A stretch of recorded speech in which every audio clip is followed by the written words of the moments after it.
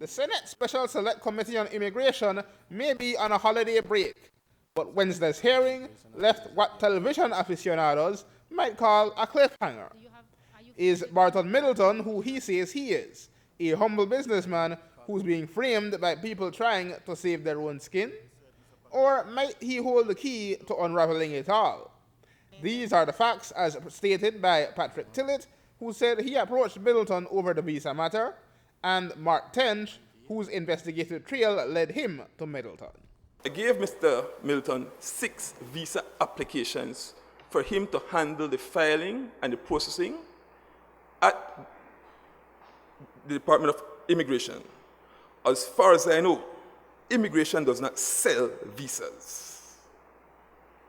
You don't walk in with $2,000 and say, I want a visa.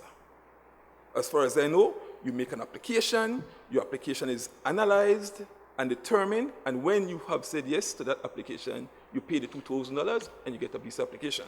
Okay. That was what I paid for. Right, maybe we can stop there. On behalf of my clients. Yeah. During our investigation with Mr. Middleton told us that he did sell the visas, but that he had gotten them from another person who lived in Corozal. And that person, I don't know the person's real name. I know what we call him. We call him Gaddafi. And I used to work in Corozal, so I knew the individual.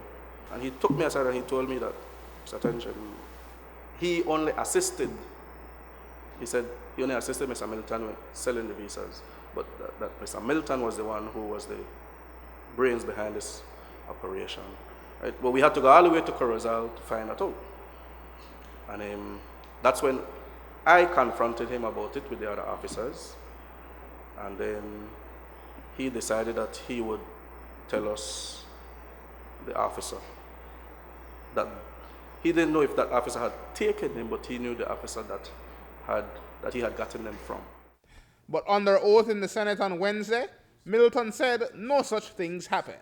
Mr. Patrick Tillett said that he paid you $3,000 to take visa applications, 8 visa applications, into the Immigration Nationality Department in relation to 8 Chinese nationals, and that he paid you $3,000 each. Is that correct? No. Do you know any reason why Mr. Tillett would lie about you? No. So he made up a fantasy? I don't know. Do you know a Mr. Gaddafi? No. Okay. Mr. Tench also said that he went to Corozal town, spoke to Mr. Gaddafi.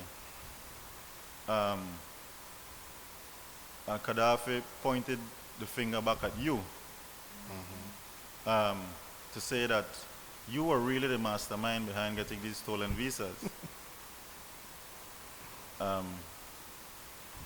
You find that funny? You recollect that part? No, sir. Okay. Was there something that you found humorous? Just find it humorous, that's all. Okay. Apart from his own passport, Middleton initially said he never signed for the delivery of any documents at immigration in Belmopan. Later, he would say that he could not recall doing so, which is the truth. But you said you've never signed for the delivery or recovery of any documents at the passport. Is that correct? I can't recall. I can't recall whether or not I did. But this morning you said you never signed. Well, Were you lying? I can't recall. Oh, you can't recall what you just told us a he while said- ago? He said never. Sorry? He said he never signed. No, but he's saying he can't recall what he... That's what right, I'm yeah. saying. I'm referring to it. He said he never signed for Well, recovery or delivery of... I signed for my passport. That I can remember that, but I don't recall signing for anything else. That's what I'm saying. I don't recall signing for anything else. But you recall now signing for your passport. Of course. You remember that quite clearly. You're sure? You sure you signed for your passports? Of course I did. Okay, you remember that. 8 years ago, you remember that. You have selective memory, Mr. Middleton. That's what you have. About the only things Middleton was sure of was that he had nothing to do with any visas, missing, stolen, or otherwise, and that association with this scandal has put him in fear of his life.